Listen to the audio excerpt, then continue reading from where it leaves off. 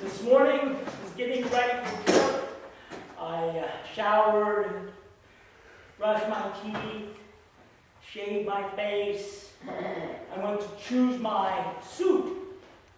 I knew that I had a new black suit. I got it down, put on my black suit with my black shirt. That's what I always wear for my funeral. My best black suit, my best black shirt. That's funeral clothes. Today, the song.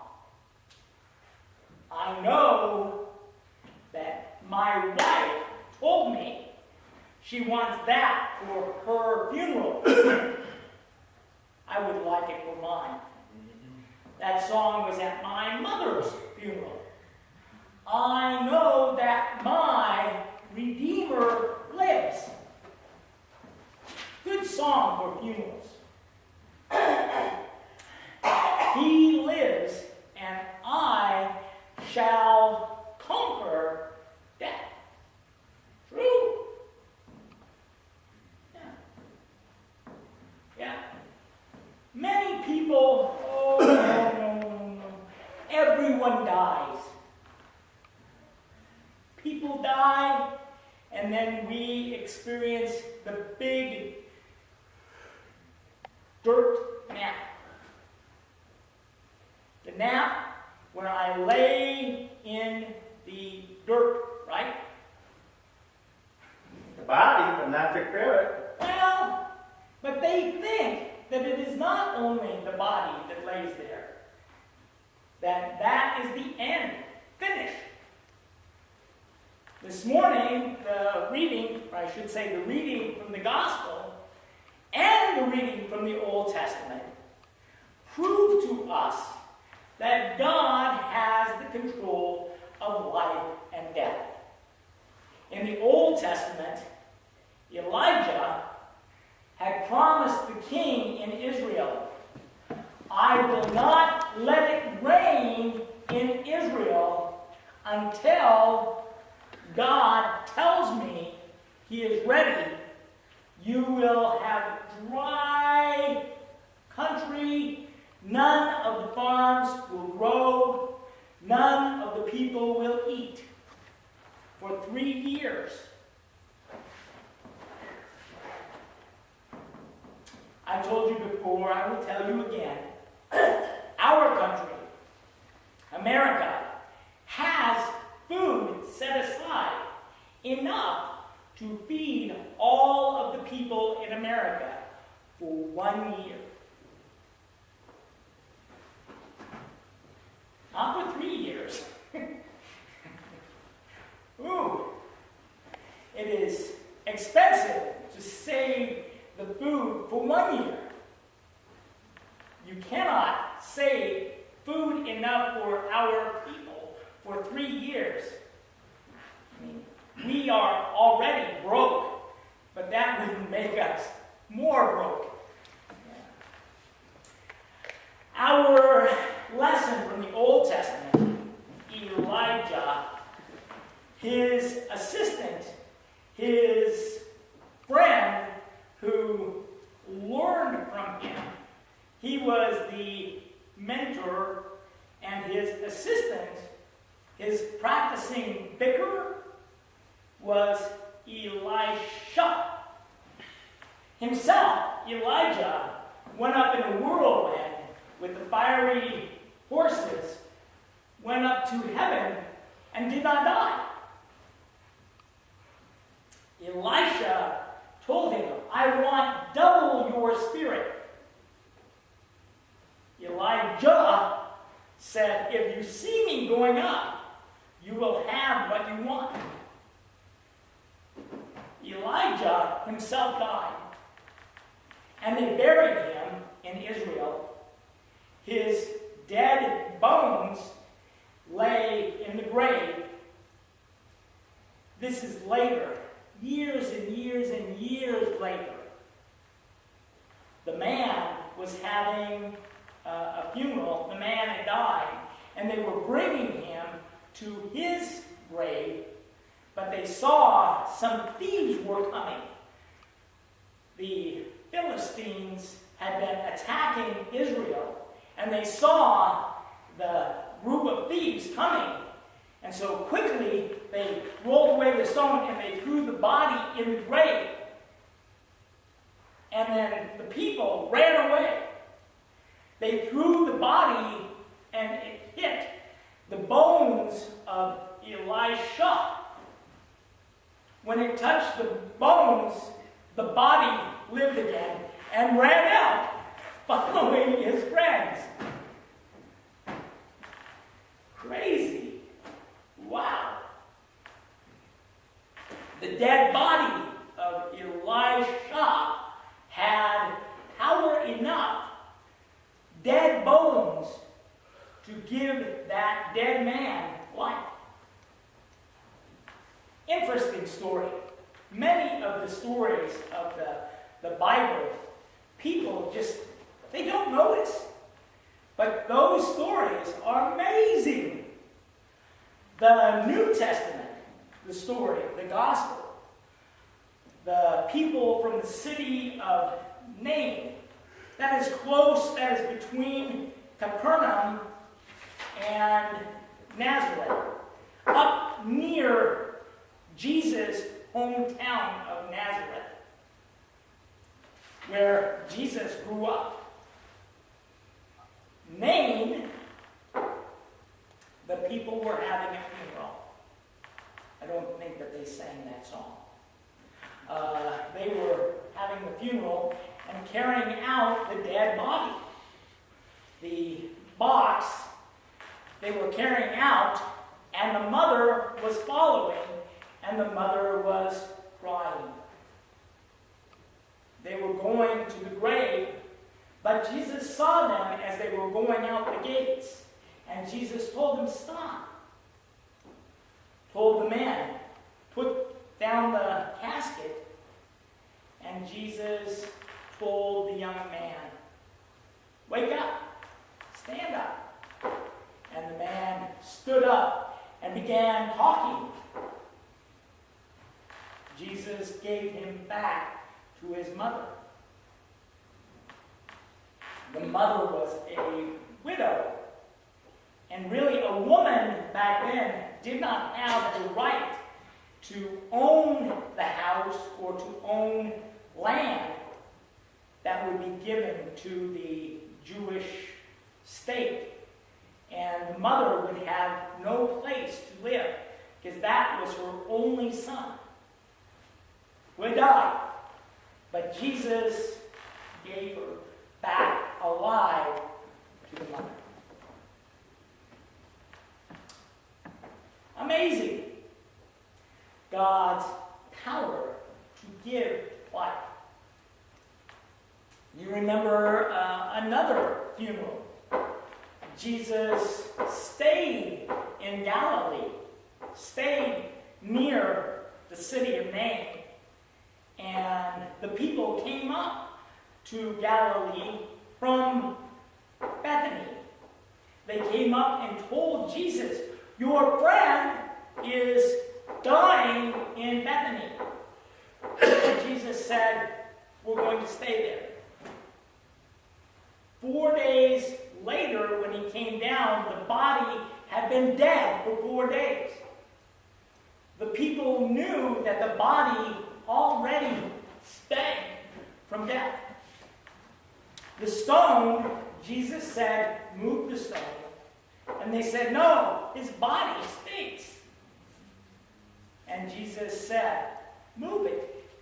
And he prayed, God, show them what you already have told me, that you listen to me every time I pray to you. And he said, Lazarus, come out. Before that, in John chapter 11, verse 35, is the shortest verse in the Bible. It says, Jesus wept. yeah, 2 words.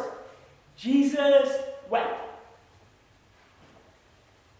But two confusing words. Why?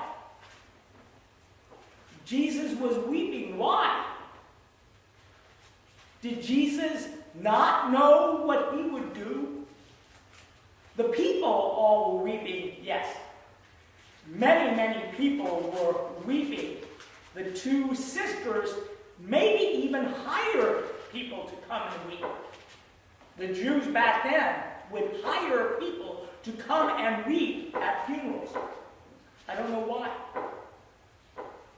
If it was not a big group of people that they expected, a big group, you know. I know that my mother-in-law used to ask me how many people came to the funeral. And I didn't understand why she would ask me. Why would someone want to know how many people came to the funeral? Was that person who died, was that person very, very popular? Yeah! For JFK, do you remember how many people? Yeah, they were lined up just to walk past the body of JFK. It took hours and hours and hours to look at the body of JFK. And the people were all lined up along the street when the horse and the carriage went out to the grave. Huge crowd. Well, if it was a small group, like my funeral, few people, then you hire people to come and cry so that people will think that I was popular. Strange. But the people were crying. Is that the reason that Jesus cried? Jesus just joined them? No. Was Jesus sad because his friend had died? Yeah. Well, everyone dies. Jesus knew that. His friend had died. Why? Everyone in the world dies. His friend had died because of his own sin? No. Because this world is full of sin. Yes, but not because of his own sin. His body was weak. His body was dying. From our birth, we are dying. When I was born, I began to die.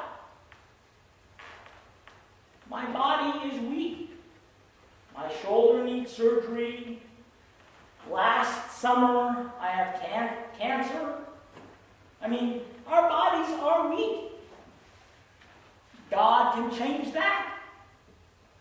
Well, I don't have cancer. My shoulder that was supposed to require 6 weeks, now it's 4 weeks. And the week after next, on Thursday, I have an appointment that is a 1-month surgery appointment. He wants to check on my shoulder again. But my physical therapist, told me, you don't need to come back. Your shoulder is doing fine. You can go like this, you can go like this, yeah, you can go like this. Not as well as Will. He does a better job of going like this. But I do okay. The exercise people said, I'm fine. But my body is still dying. And Jesus knew that I would die. If he does not come first, I will die. My mother died. My father, who was 87, we went to the store, and the lady was looking at us, and we were talking to the lady, and she said, "This is your son?" And my dad said, "Yeah, he looks older than I do." I said, "Thanks, Dad." Yeah. But, I mean, whether we are 87 or whether we are 57, it doesn't matter. Our bodies are really ready for death. They are getting older. None of us are getting younger. And when we die, Jesus knows the body will die. Was he crying because his friend died? Jesus knew that he would go and call the name and he would walk out alive. He was crying. My wife, very smart, my wife told me why Jesus was crying. Jesus was crying because he knew that he would go to the grave and call him to come out of the grave and to come back to a sinful world. When our bodies are dead, we are not joined to this sinful world. Like you say, it is our body. Our souls are there with God. The Jews thought that the soul could hang around the body for 3 days. That is the reason that Jesus waited for 4 days. Because they knew the soul could not stay for 4 days. I don't know where they had the opinion that it could stay for 3 days. But for 4 days, impossible. So he came 4 days and he called Lazarus, but he cried first because he knew that Lazarus was coming back to a sinful world. Maybe. That's probably the best guess I have heard. That Lazarus would come out to this sinful world again. And that week, they went to eat at a Pharisee's home. That Pharisee believed in Jesus. That Pharisee invited Jesus to his home to eat. His name was Simon the leper. That man before had a skin disease called leprosy. That man, had Jesus healed him? I don't know. Maybe. That man loved Jesus. And he invited Jesus to his home. But he also invited Lazarus. And the Pharisees, the group, were watching Lazarus. And they said, now all of the people are believing in Jesus because Lazarus is alive. He is healthy and alive. Now all of the people saw that he was dead. Now he is alive. We have to kill Jesus and also kill Lazarus. He'd already been dead once. We need to kill him a second time now. Maybe the reason that Jesus cried. Because the sinful world would try to kill us again. Our bodies, to die, is in his control, his hands. Sometimes people say, why do terrible things happen?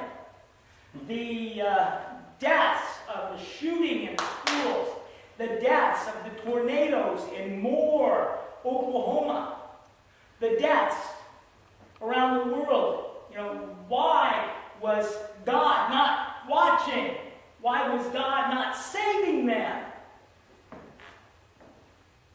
The truth, God was watching. And God allows our bodies to die. And we die once, and then comes the judgment. His judgment, and we are living there. It is wonderful. It is not punishment there. When Pastor Oral Roberts said, if I don't earn $9 million, I will be taken. That's not punishment. You know, that is my reward. Death is his plan for me to leave this full of sin world. This world that is so sinful, so weak, so sick, so wrong. The world where there is trouble everywhere. His plan is for me to leave here. Do you remember the words when we finish the Lord's Supper? Do you remember the words that regularly we say? Now let us depart. Lord, now let your servant depart in peace, agreeing with your promise, because my eyes have seen your salvation. Those words are from a man, Simeon, in the temple. But now we say them after the Lord's Supper because we know. We have seen his salvation. He has provided us his true body, his true blood. He has given to us. And now we are ready to die. I have finished the Lord's Supper. Take me now, is what we are singing. I don't think most people understand that. Yeah. Now I'm ready to die. Take me now, because I see your salvation. If I die, does he have the power? The Apostles' Creed, we say, I believe in the Holy Christian Church, the communion of saints, and we sign it, the communion of saints, the forgiveness of sins, the resurrection of the body. Yeah. His life everlasting. Our bodies will rise. Our bodies will see himself, Christ, himself, God. We will see him with our own eyes. The song, I Know That My Redeemer Lives, is from Job chapter 19. Job says, I know I will see him come and stand on this earth. I will see him with my own eyes. I will see him. He is not a stranger. He is my friend. And I long for that day. And it is one day in heaven. There is no darkness. There is no night. No night. Our nap, yeah. Our dirt nap is for the body, yes. But quickly we will rise. He will come again, and our bodies will live forever. And we know that. So what do? We share the good news. Yeah, we go and tell people. That is good news, yes. We tell them, you don't want to die? You don't want to be in the grave forever? I have good news for you. You don't need to be there stuck forever. The good news is that your body will rise. And I can promise you, all people's bodies will rise. Everyone who is cremated, everyone who is eaten by lions or fall into the ocean, everyone who dies, doesn't matter how they die, their bodies will be raised, and they will see Jesus.